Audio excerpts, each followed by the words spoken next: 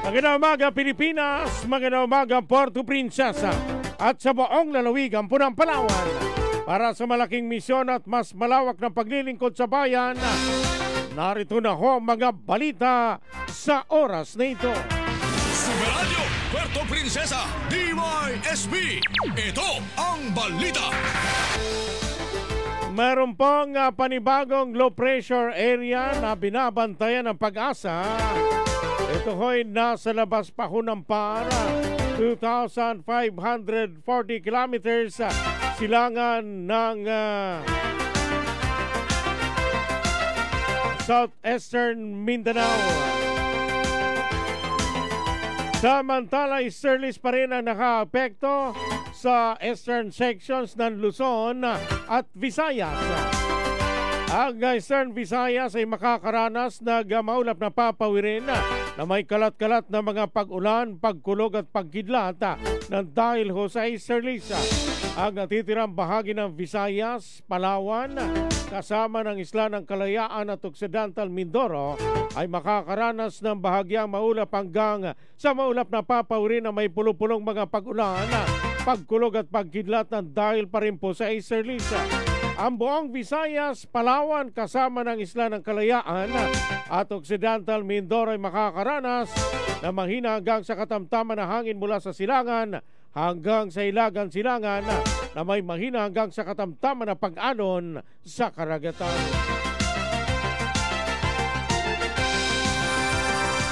Bantay Panahon. Samantala mga kaibigan, si Mapang balita. Ito pong Philippine Coast Guard nagbabala muli sa mga manlalayag at mangingisda sa nakatakdang paglulunsad ng rocket ng China ngayong linggo. Superradyo Local News. Namiho natin ang detalye ng balitang yan si Super June Vicer Bantacudo. Sa detalye ng balita, pasok!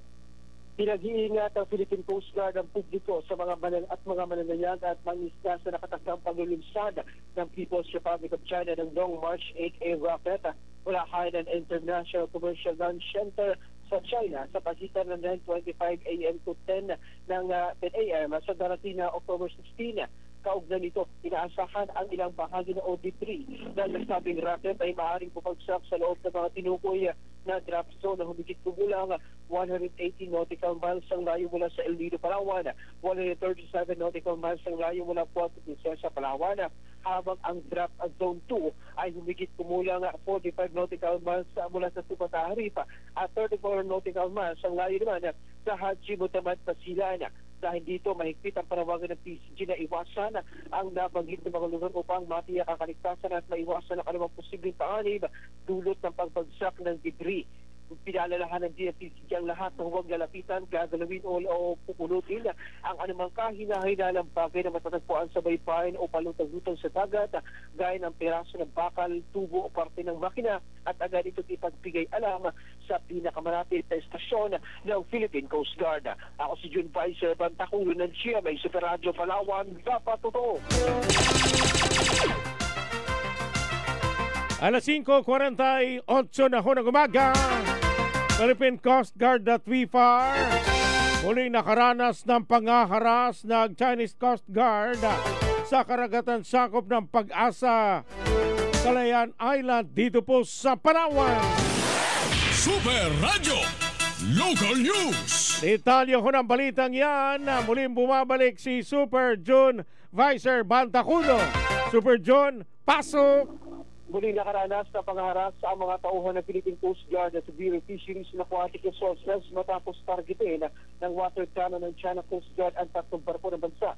Kabilang ang PRT na pagbuhaya at sinadyang pangdaing sa karagatang sakop ng Pag-asa Island sa bayan ng Kalayaan, Palawan kahapon. Patay sa informasyon mula kay Commodore Jake Carrienda, ang ng Philippine Coast Guard.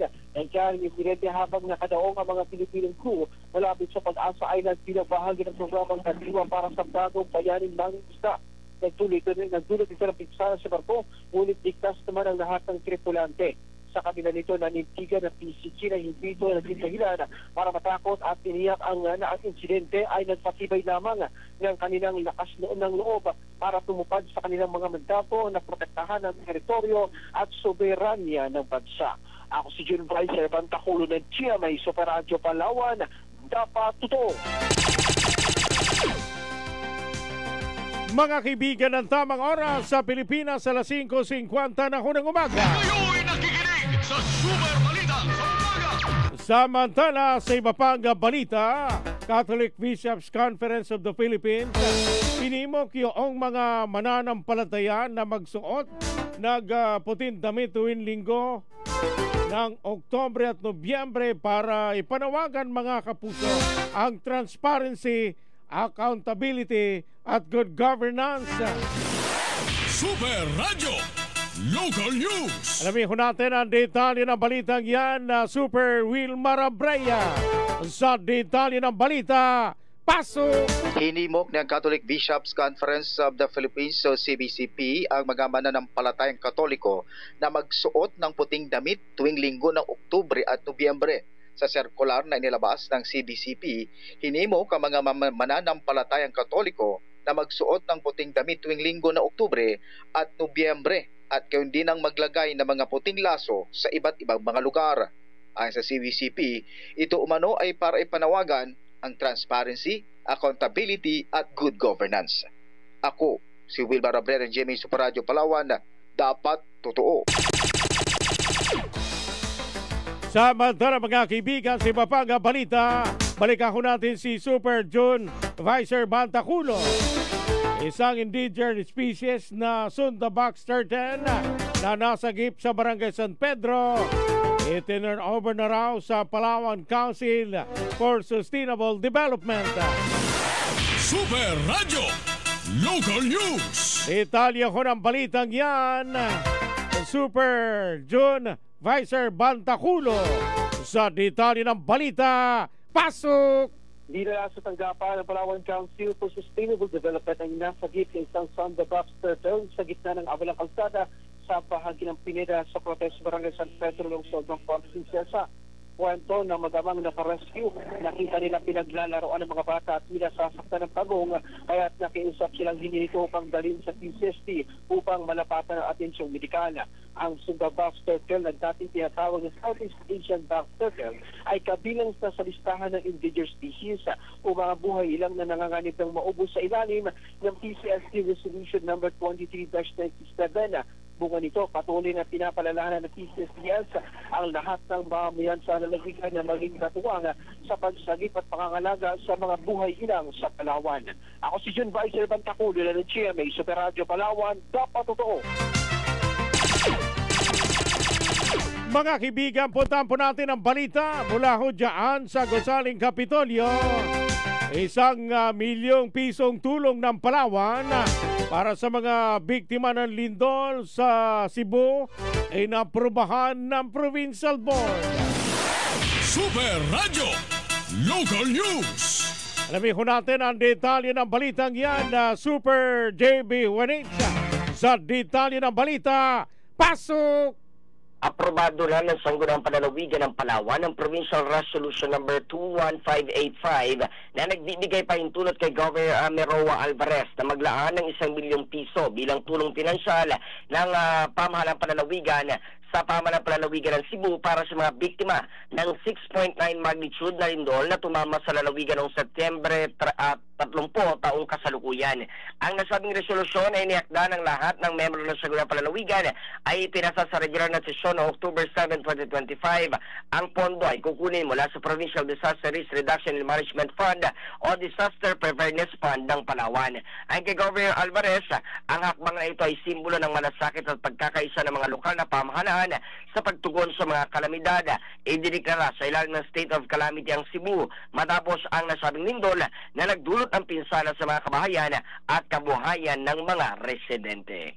Ako, si JB Wanich ng GMA Super Radio Palawan, dapat totoo. Ang balitang ito ay inihatid sa inyo ng Tanduay Light, gaan ng may kasama. Alas 5:54 na ho ng umaga. Kayo'y nakikinig sa Super Balita sa Umaga. Mula sa Kapitolyo, Sangguniang Panlalawigan, lipat naman ho tayo Puntahan po natin ang balita mula sa Konseho ng Pamahalaan Lungsod ng Puerto Princesa. Si Konsehal Matt Mendoza ay sinusulong sa Sangguniang Panlungsod ng Puerto Princesa ang isang kahilingan sa Tourism Infrastructure and Enterprise Zone Authority na paglaanan ng karagdagang pondo para sa Puerto Princesa City Crossport mga kapuso. Super Radio Local News. Alamin ho natin ang detalye ng balitang yan si Super Rod Evangelista. Sa detalye ng balita, pasok! Sinusulong ni City Councilor Matthew Mendoza, Chairman ng Committee on Tourism sa Sangguniang Panlungsod ng Puerto Princesa, ang resolusyon na hihiling sa Tourism Infrastructure and Enterprise Zone Authority or PIEZA, Department of Tourism at sa Tourism Promotions Board na maglaan ng karagdagang pondo para sa development and enhancement ng Puerto Princesa City Crossport. Ito'y makarang kilalanin ng Association of Tourism Officers of the Philippines o ATOP ang Puerto Princesa bilang top cruise destination ng Pilipinas. Ayon kay Consel Mendoza, malaking bagay daw para sa turismo ng lungsod kung sa pantalan pa lamang ay ng pagdadaungan ng mga cruise ship ay may pakikita na ang kagandahan ng lungsod bilang show window nito. Inaayon lamang niya ito sa bagong titulo ng syudad na nangungunang destinasyon ng mga cruise ship para sa mga turista. Umaasa ang Mayakdaras Mendoza na magpabibigyan ang kanyang kahilingan para sa mas lalong pagpapaganda ng cruise port ng Puerto Princesa. Ako, si Rod Evangelista, GMA Super Radio Palawan, dapat totoo. Samantala mga kaibigan, balikan ko natin ang pamahalaan panalawigan ng Palawan. Ito pong pamahalaan panalawigan lumagda sa kasunduan para sa Mobile Soil Laboratory Program, mga kapuso. Super Radio Local News. Detalye ng balitang yan, balikan po natin si Super JB Juanix sa detalye ng balita. Pasok! Naging kinatawa ni Governor Roa Alvarez sa pagpipirma sa Memorandum of Agreement para sa implementasyon ng Mobile Soil Laboratories o MSLEs si Board Member Anton Alvarez no October 9, 2025 sa BSWM Lopez Convention Hall. Dinaluhanan na siya may aktibidad ng mga Regional Executive Directors, Integrated Laboratory Division Chiefs at Regional Soils Laboratory Chief na magiging katuwang ng Department of Agriculture o DA at Bureau of Soils and Water Management sa pagpapatupad ng MSL program.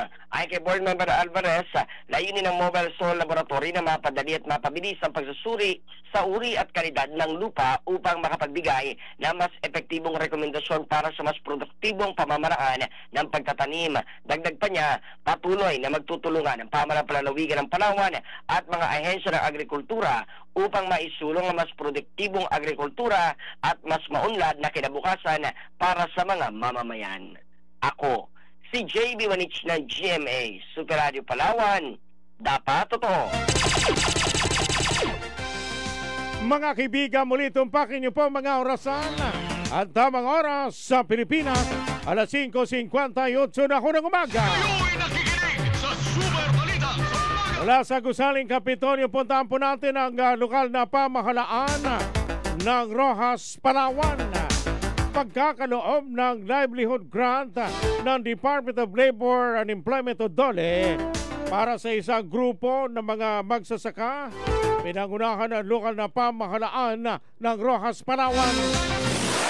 Super Radio Local News. Alamin ko natin ang detalye ng balitang yan si Super Rod Evangelista. Sa detalye ng balita, pasok! Pinangunahan ng lokal na pamahalaan ng bayan ng Roxas, Palawan ang pagkakaloob ng livelihood grant mula sa Department of Labor and Employment o DOLE sa samahang garantisado sa pangkabuhayang Palawenyo o SAGIPA. Layunin ng livelihood grant na mas mapalakas ang mga proyektong pangkabuhayan at agrikultura sa komunidad ng bayan ng Roxas. Makapagbibigay umunito sa ng maraming oportunidad sa kabuhayan at makatutulong sa pagtataguyod ng higit na progresibong ekonomiya para sa nabanggit na bayan. Sa pamagitan ng programa ay pinakikita umano ang mahigpit na ugnayan ng pamahalaan at lokal na sektor sa pagtataguyod ng tunay na kaunlaran para sa mga mamamayan ng bayan ng Rojas. Pinangunahan ni Sangguniang Bayan Members Alonso B. Gabinete, Nardo F. Atgao at Bernie V. Valdez na siyang kumatawan kay Mayor Felix Mando ang pagkakaloob ng lead grant sa pamagitan ng Public Employment Service Office of Quezon ng munisipyo. Ako, si Rod Evangelista ng GMA Super Radio Palawan, dapat totoo.